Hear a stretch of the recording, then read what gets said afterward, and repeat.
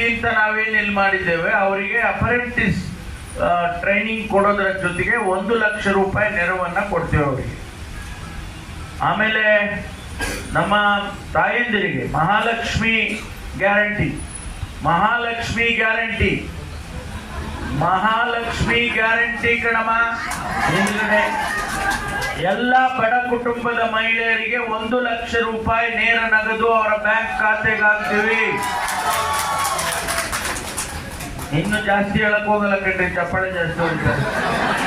ಆಮೇಲೆ ಹೇಳ್ತೀನಿ ಅದಕ್ಕೆ ಬೇರೆ ಮಾಡೋಣ ಒಂದು ಪ್ರೆಸ್ ಕಾನ್ಫರೆನ್ಸ್.